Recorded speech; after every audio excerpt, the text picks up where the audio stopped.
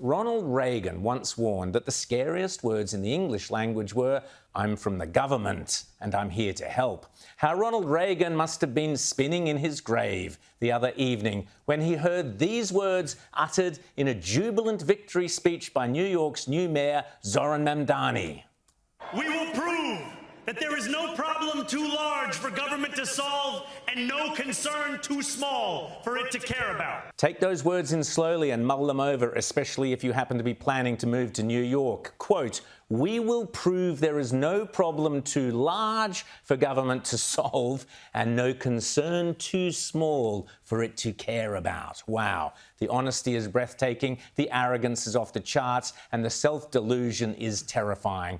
But there you have the new modern communist manifesto writ large. The New York Post accurately ran a cover mocking the Mamdani's Marxist agenda. On your marks, get set, Zoe. The red apple, a hammer and sickle, and so on. But all jokes aside, this election is no laughing matter. The only bright side is that this victory is limited to the mayor's office, and the damage that will occur, very swiftly by the way, will largely but not exclusively be limited to New York. And it's not as if they haven't been repeatedly warned over the last few months about the tinderbox they are playing with. If it weren't so sad, it would be amusing. It may seem crazy that women in New York would welcome the prospect of Sharia law or an Islamic caliphate, but that appears to be what's happening here. Sharia law starts now. Absolutely. Zohran Mamdani, Islamic caliphate, our brother in Islam, Islamic caliphate of New York, starts today, baby. We're all converting to Islam. I've already got one friend converted tonight. So the lines to begin conversion will begin tomorrow morning, bright and early, 8 a.m. There will be mosques being built on every single block. But back to Mamdani's words. Firstly, there is no problem too large for government to solve. Talk about having tickets on yourself. What kind of power-mad narcissist believes that they can solve all your big problems? Of course, everyone can have grandiose plans, but big plans require big bureaucracies, and big bureaucracies require big money, and big money only ever comes to government through big taxes. The big taxes first come from the big companies, but very quickly big taxes are inevitably levied on the little businesses and the little people. And enterprise, competition and innovation are quickly snuffed out. I can think of plenty of problems that by definition governments would love to solve, but nearly always fail to. The lack of success isn't the problem, it's the devastation that comes in its wake. Think of the current mess our own quasi-socialist government has created with its insane net zero targets. Yes, Chris Bowen is as deluded as Mamdani in thinking his government can solve climate change. So let's take a couple. Eradicate poverty. Yes, many governments have tried, all have failed, and in nearly every case the attempts to solve poverty end up dragging the entire economy into a ditch, rich as well as poor, from which it can take decades to escape. Think of Argentina's long, long decline under socialism. The list of failed socialist or communist states is as long as your arm. Those that have a veneer of success have achieved it either through fear and intimidation or chronic corruption or deception. Which route will Mamdani attempt? I'd place a large bet on deception. He is a master showman, and having achieved nothing of substance in his life up until this point, it's a safe bet that he will be relying on his charisma to see him through. But of course, the problem is that if you promise to fix every large problem, you can only attempt to do so by grabbing more and more state power over the lives of individuals and corporations.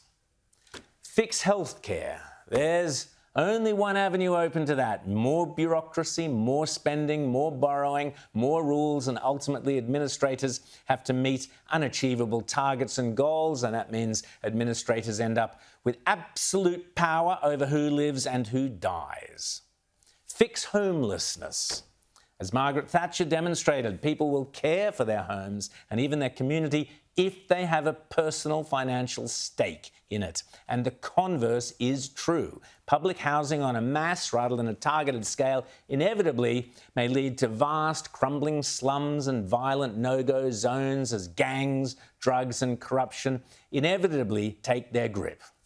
Solve crime. You either go in hard with the police and even the military, as Donald Trump has done in certain places with great success, or you go soft on the criminals. They are the only two choices. It's a pretty safe bet which way Mamdani will go. Violence is an artificial construction. And we have to be very clear that what is happening here with these district attorneys, that is violence. This meme was all over the internet yesterday. It speaks volumes. There you go. Poor old Statue of Liberty. And apparently already, according at least to this Florida real estate agent, New Yorkers may already be desperate to flee New York. It literally turned on like a light bulb, literally blew off like a firecracker, and the post-socialist New York City political market is here on our shores in Palm Beach. Welcome. And of course, we can expect Bowen-like climate zealotry to infuse everything the new mayor of New York touches. But whatever Mamdani thinks he can do to solve the big issues, it is almost the second part of his grand bargain with New Yorkers that should terrify them the most. Quote, no concern too small for government to care about. There is a blueprint for that too. It's called Communist China, where every movement, every decision you make, every conversation you have, every item you purchase, every trip you make is subject to not only government control, but government coercion. Oh yes, they certainly do care about every little thing you do and how you do it. Ultimately, communists are nothing but prying busybodies who don't have the talent or the imagination to be successful in the world of private enterprise, so instead seek self-validation through left-wing politics or left-wing bureaucracies where they get their rocks off by wielding enormous power over those who are more talented than them. In many ways, the pettier the power, the more they enjoy it. Think of COVID. Don't sit in the park. Don't go to the beach. Stay within 5 kilometers of your home. Blah, blah, blah. Stand 6 meters from everyone else. The thrill and the glee with which the COVID demagogues here in Australia lorded it over the rest of us should never be forgotten. But this young New Yorker bells the cat.